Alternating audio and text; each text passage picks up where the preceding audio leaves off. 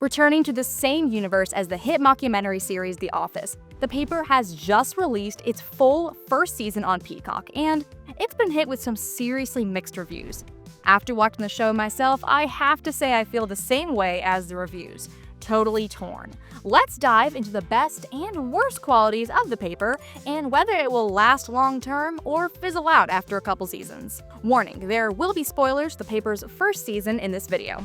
Announced as a spin-off to the original mockumentary series, the paper follows Donald Gleeson's character Ned Sampson, following his career in the toilet paper sales business. Ned is now starting his new career as editor-in-chief of the Toledo Truth Teller, a dying newspaper branch. Much like Dunder Mifflin, which by the way was revealed to be shut down in the first episode, the Toledo Truth Teller struggles to compete with the new forms of journalism like bloggers, TV news, and even teen influencers. From the moment I started watching the paper, I immediately knew that Gleeson would be the one to take it to the next level. To be honest, I think he alone might be the show's saving grace. The cast is solid. Mare, Esmeralda, Detrick, and Nicole are all incredibly enjoyable to watch, but are they as good as the original cast? I guess one season in is too soon to say, but I have my doubts. On the other hand, I can confidently say that Ned Sampson holds his own against the cast of The Office. While I hate to call him the new Michael Scott, many of his mannerisms and inflections are extremely reminiscent of not only Michael, but a bit of Dwight as well. To be honest, I feel like the trailer was a little misleading about his character. From the trailer alone, it seemed that while Michael Scott was goofy and over the top, Donald Gleeson's character, Ned, was cool, calm, and collected. But that's not entirely true. His borderline delusional belief in the Toledo Truth Teller, despite the world telling him otherwise, reminded me a lot of both Michael and Dwight. He also appears a bit naive and happy-go-lucky on the outside, but reveals his expertise when it's needed. One of the best scenes of The Office is in Season 5, Episode 23, when Michael makes a life-changing deal with David Wallace to get their jobs back after the Michael Scott Paper Company starts stealing clients from Dunder Mifflin. Throughout the first season of the paper, while we haven't seen a moment quite as iconic, Ned's ideas to start from the basics of journalism, return to their roots, and focus on quality over quantity proves that he's qualified to bring the Toledo Truth Teller back to life. I don't know about you, but I think The Office has one of the most unique forms of humor in TV history. From the moment it was released, it seems that many TV shows afterwards have tried to model its humor after The Office. Of course, America's version of The Office wasn't the first mockumentary-style show, and the 2001 two-season British version wasn't either. One of the first ever shorts to utilize the mockumentary style was Land Without Bread from 1933. But while it may not have been the first, The Office series was certainly the first form of media to popularize the mockumentary style. Shortly after, series like Parks and Rec followed suit, many of which considered to be a sequel spin-off of The Office. From the trailer alone, it was evident that the paper would be keeping this style alive, but I was still very hesitant to believe that it could fully replicate the original series' iconic comedy style. I can fully admit that I was mistaken. After watching the first season of the paper, I was pleasantly surprised. It sounds weird to say, but the humor isn't trying too hard at all. That's the best way I can describe it. I expected to have jokes thrown in my face, attempting to cheaply recreate the humor from The Office, but I found myself laughing at the small throwaway lines that probably weren't even scripted, which, by the way, is a testament to the actors as much as the writers. It was those small, almost unnoticeable moments that made The Office so brilliant, and it seemed that the paper fully understood that. Sure, there are moments for physical comedy and over-the-top, awkward moments, which the cast certainly delivers on, but those aren't what kept me watching. It was the almost imperceptible interactions and one-liners in the background that really made the show break my expectations. I think I left my bagel in the bathroom.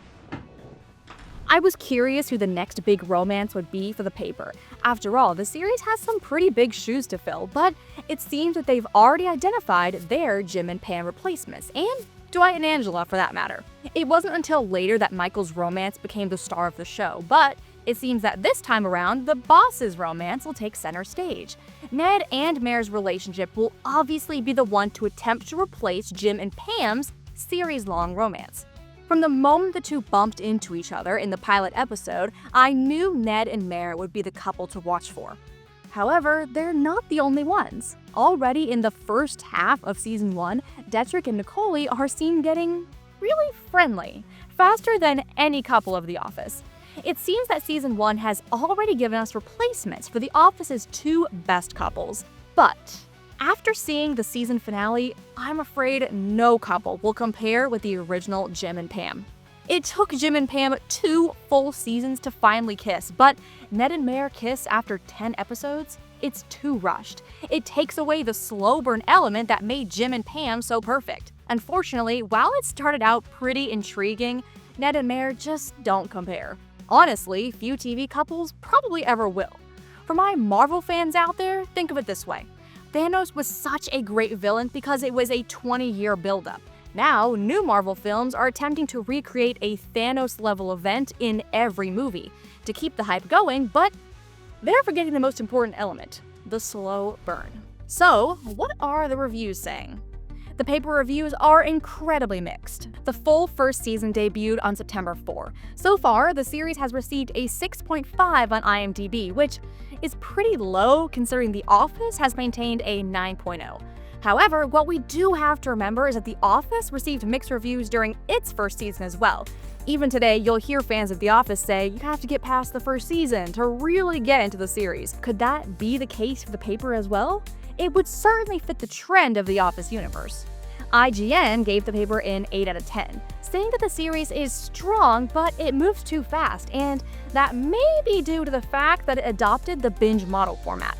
The creators of the paper initially intended to release only the first 4 episodes of the series before switching to the weekly episode model, but clearly this plan was abandoned somewhere along the way. Why?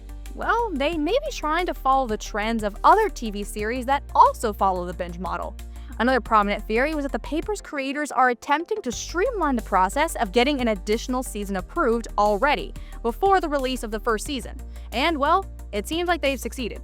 One day before the series premiered on Peacock, a second season was greenlit. The Rotten Tomatoes reviews fall somewhere between IMDb and IGN, as fans make some fantastic points about the series, one of which I think summarizes the issues of the series perfectly. It doesn't dive into its premise headfirst. The first season of The Office didn't play it safe. It's notorious for its offensive jokes, politically incorrect characters, and hilariously awkward environments.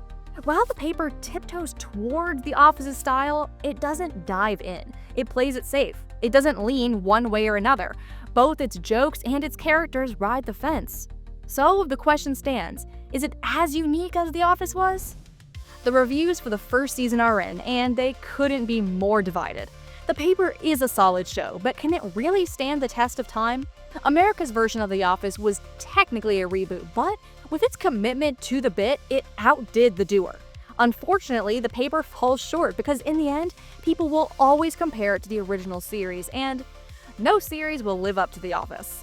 If I had to guess, I'd say the paper has 1, maybe 2 more seasons left in it. The season finale was disappointing to say the least.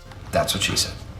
In 10 episodes, the Toledo Truth Teller goes from almost bankrupt to winning awards, the main couple has already admitted their feelings for each other and kissed, and the side couple has realized their feelings for each other. It's too fast and they're gonna lose momentum. The Office remains a pillar of modern TV. While I was pleasantly surprised by the paper in many ways, in the end, the fandom's fears were correct. It can't compare with The Office. However, just like fans had to stick through season 1 of The Office to get to the good stuff, maybe we need to give the paper a chance to find its footing. What did you think of this paper review? Did you think the series was better or worse than The Office? How many Easter eggs from the original series did you notice? So far, we've had 2 on-screen cameos, Bob Vance and Oscar Martinez, as well as a shout-out to Stanley. I was really hoping the cult-like squash farm Ned and Mare visited was one of Dwight's newest ventures. Who do you hope shows up next? Steve Carell has already stated that he will not be making an appearance, but do you believe him? It wouldn't be the first time an actor has lied about making a cameo. I'm looking at you, Andrew Garfield. Let me know your thoughts in the comments below, and don't forget to hit that like button and subscribe for more theories just like these. Thanks again for watching ScreenRant, and I'll see you in the next one.